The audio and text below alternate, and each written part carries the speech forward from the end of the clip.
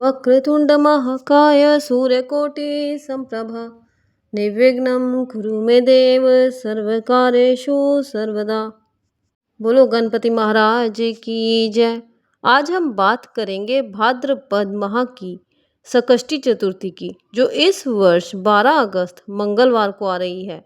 गणपति बप्पा के इस पावन दिन का महत्व, पूजा विधि और व्रत कथा सुनने से हमारे सबके जीवन में सुख समृद्धि और विघ्नों का नाश होगा।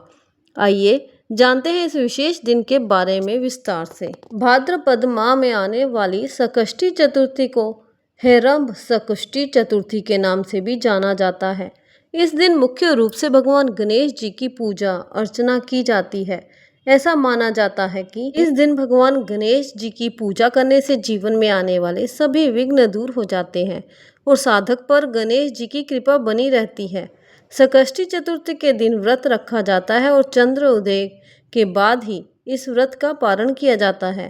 भाद्रपद माह के कृष्ण पक्ष की चतुर्थी तिथि की शुरुआत सुबह 8:40 पर हो रही है। वहीं इस तिथि का समापन 13 अगस्त को सुबह 6:35 पर होगा। ऐसे में भाद्रपद माह की हेरंब संकष्टी चतुर्थी मंगलवार 12 अगस्त को मनाई जाएगी। इस दिन चंद्र उदय का समय रात 8:49 पर रहेगा। तो अब हम बात करते हैं संकष्टी चतुर्थी की पूजा विधि के बारे में। इस दिन सुबह जल्दी उठकर स्नान करें और साफ कपड़े पहनें। पूजा स्थल को साफ करने के बाद गंगा जल का छिड़काव करें। एक चौकी पर हरा या लाल कपड़ा बिछाकर भगवान गणेश की प्रतिमा स्थापित करें। पूजा के दौरान गणेश जी को चंदन, कुमकुम, हल्दी, अक्षत और फूल आदि अर्पित करें। धूप दीप जलाएं और गणेश जी को मोदक या फिर लड्डुओं का भोग लगाएं। संकष्टी चतुर्थी की कथा पढ़ें और गणेश जी की आरती करें। शाम को चंद्र दर्शन के बाद चंद्रमा को अर्घ्य दें और अपना व्रत खोलें। भाद्रपद संकष्टी गणेश चतुर्थी व्रत कथा। पूर्व काल में राजाओं में श्रेष्ठ राजा नल था। उसकी रूपवती रानी का नाम दमयंती था। शाप के कारण राजा नल को राज्य खोना पड़ा और रानी के वियोग से कष्ट सहना पड़ा। तब दमयंती ने इस व्रत के प्रभाव से अपने पति को प्राप्त किया। राजा नल के ऊपर विपत्तियों का पहाड़ टूट पड़ा था। डाकुओं ने उनके महल से धन, गजशाला से हाथी और गुड़शाला से घोड़े हरण लिए और महल को अग्नि से जला दिया। राजा नल भी जुआ खेलकर सब हार गए। नल असहाय होकर रानी के साथ वन को चले गए। शापवश स्त्री से भी वियोग हो गया। कहीं राजा और कहीं रानी दुखी होकर भिक्षाटन करने लगे।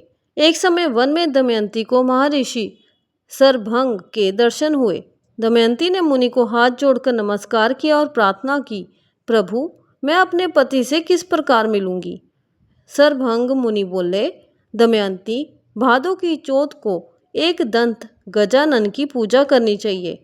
तुम भक्ति और श्रद्धा पूर्वक गणेश चौथ का व्रत करो, तुम्हारे स्वामी तुम्हें मिल जाएंगे। शरभंग मुनि के कहने पर दमयंती ने भादों की गणेश चौथ का व्रत आरंभ किया और 7 मास में ही अपने पुत्र और पति को प्राप्त किया। इस व्रत के प्रभाव से नल ने सभी सुख प्राप्त किए। विघ्न का नाश करने वाला तथा सुख देने वाला ये सर्वोत्तम व्रत है। हे विघ्नहर्ता गणेश जी, आप हमारे जीवन से सभी कठिनाइयाँ दूर करें और घर परिवार में सुख, शांति और समृद्धि का वास करें। अगर आपको ये जानकारी पसंद आई हो तो वीडियो को लाइक, शेयर और चैनल को सब्सक्राइब करना ना भूलें। बोलो गणपति बप्पा मोरिया।